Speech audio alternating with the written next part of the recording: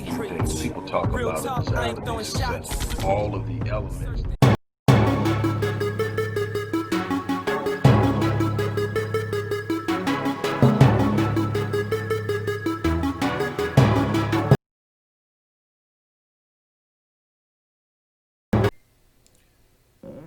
Hello, everybody. Dr. Rick Wallace dropping in on you. Look, I'm not going to be long here, but there's definitely something that needs to be addressed. It's something that I have been passionate about from day one. I mean, this mindset that I carry, this passion that I carry, extends back into my childhood.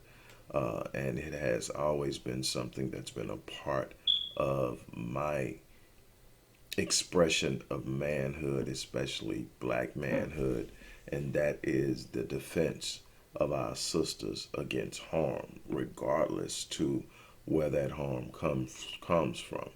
Uh, the number one rule in the precepts of black manhood for my Black Men Lead rite of passage program, there are 11 principles of manhood. The first one is that a black man never causes harm or ill will or brings ill will towards a black woman. It is taught to our boys. It is taught with an understanding of the importance of black men stepping up and honoring their responsibility to be protectors. We hear consistently about our need to be providers, and there is a need for black men to provide. But before being a provider, the black man has to be a protector. You have to defend the black woman and your children and the elderly from any harm, from any assault, especially from another black male. It is absolutely unacceptable, even in the Black Code of Conduct that I developed and put on the Odyssey Project site. One of the codes is that we will hold those in the community accountable for the harm they cause. We will not seek interference by outside forces. We're not talking about calling the police. We're talking about doing what has to be done to create a secure environment for our women and our children and our elderly to move about and to live. That's the responsibility. Hello, everybody. Dr. Rick Wallace. I just want to stop by and remind you, if you haven't gotten your copy of book number 19, Born in Captivity, Psychopathology as a Legacy of Slavery, you want to get this book. This is a book I put a lot of energy, work, time, and research into examining the plight of blacks, the force of generational trauma, how it plays out, how it takes place, the influence it has on our behaviors and our perceptions, and ultimately our outcomes. You don't want to miss the opportunity to gain some insight that can lead your decisions in the future, as also facilitate healing. Again, Born in Captivity, Psychopathology as a Legacy of Slavery. Get it. Once again, appreciate all the support you guys give. I'm out. Is to make sure that your progeny, your woman, your parents can operate in an environment where they're not constantly in threat of harm.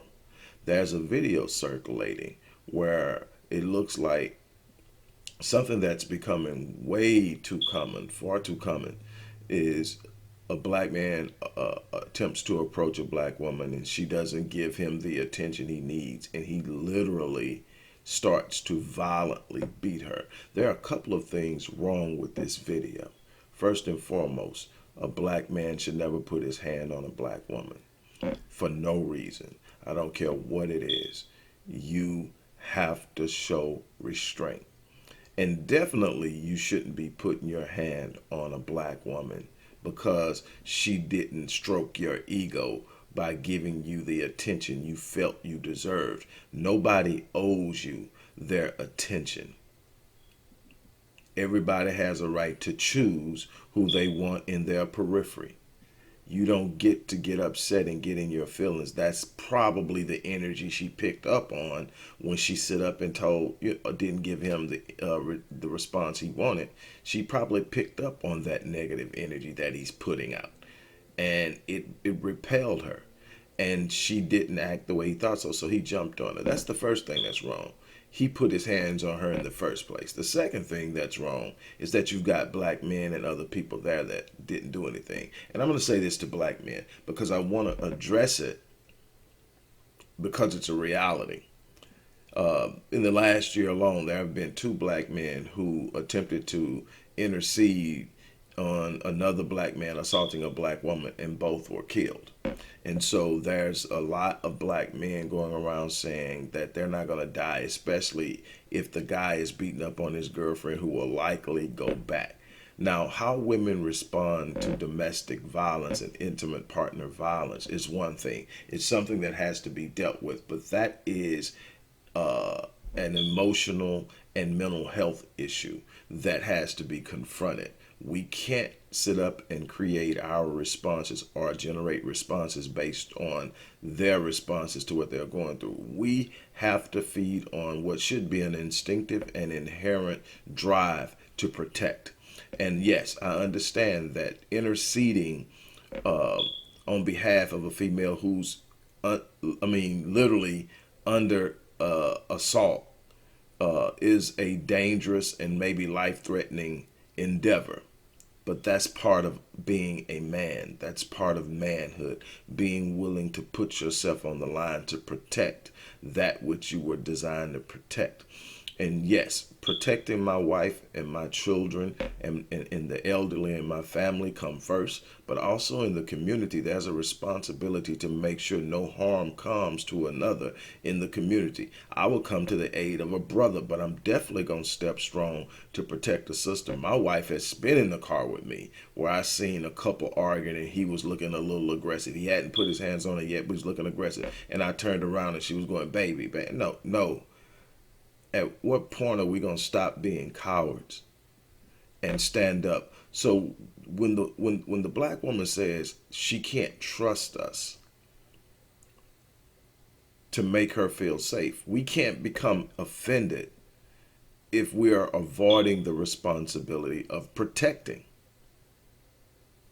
I want you to really get this in your head, black men, black sisters.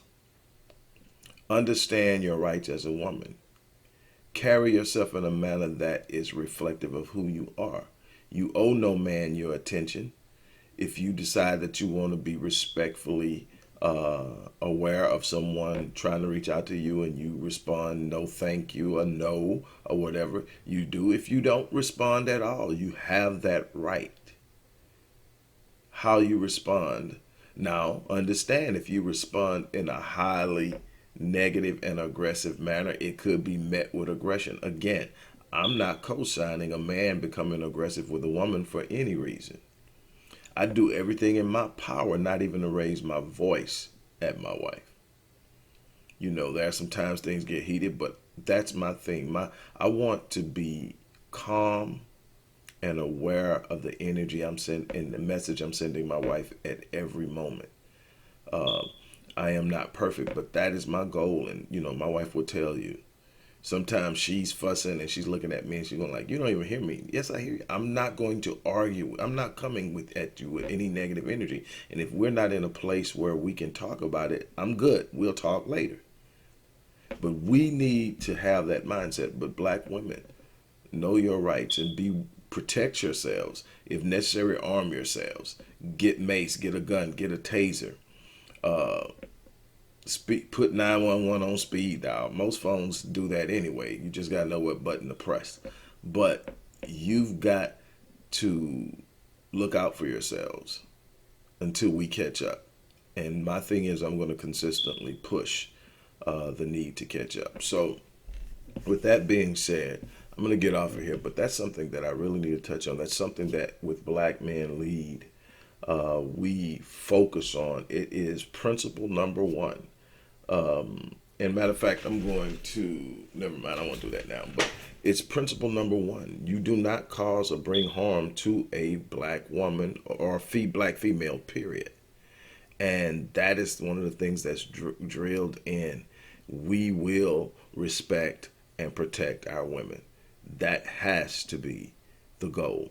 So, on that note, I'm going to get ready to get out here. I want to remind you guys, don't forget to support the work we're doing at the Odyssey Project, including Black Men Lead, a Rite of Passage initiative, which we're actually in the process of creating at least a 15 city tour where we're going to be going around and implementing programs. In other words, this isn't a lecture series. This isn't me going around charging people to speak. I'm not going to be charging anyone. That's why we're raising funds. I want to go to communities and cities. Oh man, I hope I can find this quickly because I wasn't really expecting to talk about this. But somewhere in here is my list of the cities that we're planning on hitting. Here we go. The initial list that I had built out was like maybe 10 or 11. It was Memphis, Cleveland, Philadelphia, Atlanta, Charlotte, Chicago, St. Louis, Miami, Los Angeles, New Orleans, and Detroit. Since then, I've been asked to add New York City, Clarksdale, Mississippi, Tulsa, Oklahoma, and keep them coming in because we're going to fill out this list based off of a need in the community for a rite of passage program for black males, for a program for recovery and healing for young black girls through Restoring Ghetto's Forgotten Daughters, something that my wife Marion is going to be spearheading, but I'll be partnering with her on. And on down the line with Music is Life and so many other programs, we're going to be going. So each city I go to, I'll literally be spending roughly about 7 to 10 days there, meeting with the people in the community, showing them how the program works, getting to know some of the kids and engaging them, working with men while I'm there to give them some insight on the best way to make their presence felt in the community, and so on. And so we're really trying to do that. So show your support. Go to the description box in this video and choose the way that you decide you want to support. But on that note, I'm getting out of here. And I want to close on this note. Black men, we have a responsibility to provide a secure and safe environment for our women, children, and elderly, as well as young males. And it's our responsibility to stand up now and do that. I leave you on that note. I'm out. Hello, everybody. Dr. Rick Wallace here. I'm here because I'm excited to invite you to examine my latest work, book. I've been touching it and everything, but book number 21, I Am, The Power of Self-Declaration. This book is not as thick as, say, book 19 and 20, but it's 200 pages of power in the importance of guarding your self-talk, learning how to speak directly into your life, and how important that is, because your self-talk is literally the program that your supercomputer brain will run. What you think and say about yourself has massive, enormous impact on how your life turns out. It's not a magic quotient. It is the programming of the subconscious. And you have a great deal to say about it. So you want to definitely check this out. There are going to be a number of ways you can get it. You can go online to our website at www.rickwallacephd.link and order the book directly, get a signed copy, or you can go online to Amazon. Eventually it's going to be on at Barnes and Noble, Sony Books, and all of that over the next few days. It'll be on all major distribution channels, but definitely you want to check this book out. On that note, I just want to say thank you for always supporting my work and always encouraging me to bring you guys more. On that note, I'm out.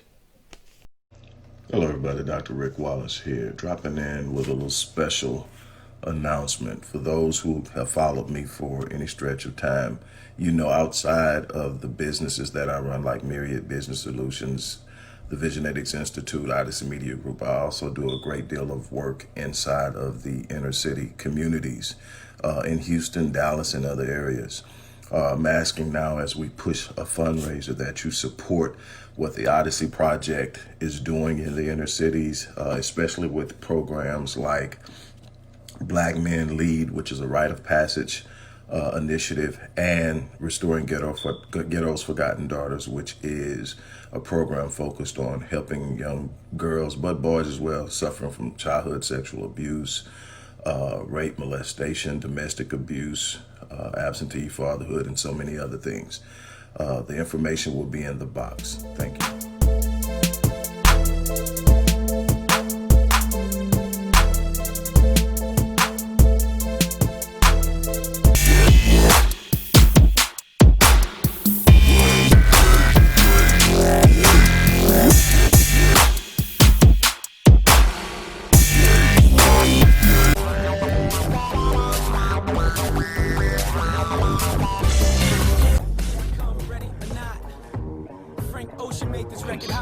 From a conceptual perspective, things people talk about it as all of the elements